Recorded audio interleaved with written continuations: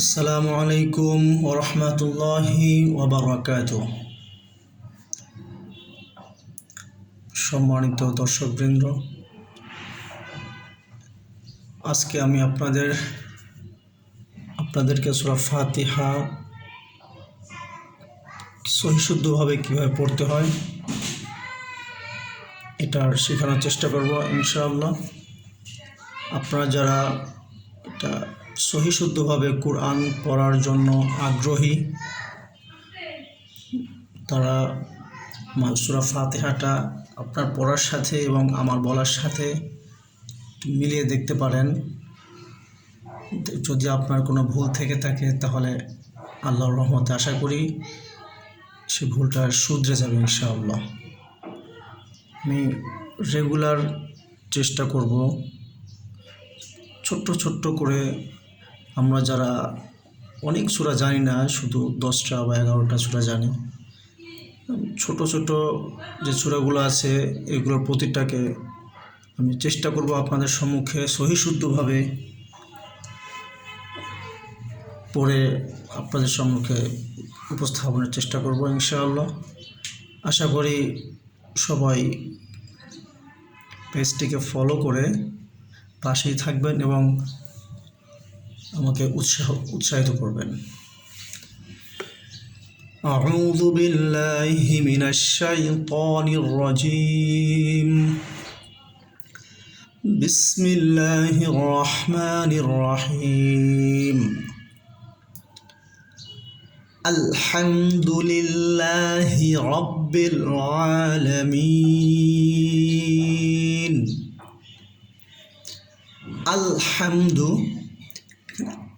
অনেকে এখানে আমরা আল্লাহ এরকম বলে থাকি, যেমন আলহামদুলিল্লাহ, এটা ভুল। আমরা চেষ্টা করব হাটা হচ্ছে আমাদের কণ্ঠনালীর মধ্যখান থেকে উচ্চারণ হবে আলহামদুলিল্লাহি। হি, অনেকে এখানে হি বলি, হি না, এটা হি। আলহামদুলিল্লাহি রাব্বিল, রটা এখানে মোটা হবে, রাব্বিল আলামিন। আবার বলি আলহামদুলিল্লাহি রাব্বিল আলামিন। আর এখানে রটা পুর করে পড়তে হবে, আর রহমানির রহিম। আর এখানে যে রটা আছে, অনেকে ধারণা করি যে যেহেতু র এর পূর্বে জের আছে তাই এটা পাতলা হবে, কিন্তু না। যখন রয়ে মুসাদ্দাত অর্থাৎ তাসদিদওয়ালা র থাকবে, তখন তাসদিদওয়ালা রয়ে যেই হরকতটা থাকবে সেই অনুযায়ী রটা পুর বা বারিক হবে। যদি রয়ের উপরে তাসদিদ থাকে, তাসদিদের উপরে জবর অথবা পেশ থাকে, তাহলে রটা মোটা করে পড়তে হবে। অন্যথায় যদি তাসদিদওয়ালা রয়ের নিচে যদি জের থাকে, তাহলে রটা পাতলা করে পড়তে হবে। আমরা এটা বুঝতে পারলাম যে তাসদিদওয়ালা রয়ের ক্ষেত্রে রয়ের উপরে জবর জের পেশ যেটা থাকবে সেই অনুযায়ী আমাদের রটা পুর অথবা বারিক হবে। তাহলে আমরা এখানে যেহেতু রয়ের উপরে জবর আছে, হারাকাত জবর আছে, সেই হিসেবে আমরা এখানে রটাকে পুর করে পড়ব। আর রহমানির রহিম। মালিকি ইয়াউমিদ্দিন। ইয়াও এখানে লিনের হরফ, একটু তাড়াতাড়ি পড়তে হবে। মালিকি, আর মা এখানে মধ্যে তবাই এক আলিফ টেনে পড়তে হবে। মালিকি ইয়াউমিদ্দিন। দিন, এখানে দিনের ভিতরে মদের হরফের বামের হরফে অক্ফ হইলে মধ্যে আরজি 3 আলিফ টেনে পড়তে হবে। যেরকম আমরা আলামিন, এখানেও মধ্যে আরজি, রহিম এখানেও মধ্যে আরজি, এখানে 3 আলিফ টেনে পড়তে হবে। ইয়াকা না'বুদু। এখানে ইয়ার ভিতরে 1 আলিফ টেনে পড়তে হবে, কারণ জবরের বাম পাশে খালি আলিফ মাদের হরফ। ইয়াকা না'বুদু। আমরা এখানে অনেকেই বলি ইয়া পরে কানাবুদু, কাফটা আমরা না বুধুর সাথে অ্যাড করে দিই, মিলিয়ে দিই, কিন্তু না, আমরা এখানে কাফটা আলাদা করে, যেমন ইয়াকা নাবুদু এরকম পড়লে সই শুদ্ধ ভালো হবে। ইয়াকা নাবুদু ওয়া ইয়াকা নাস্তাঈন,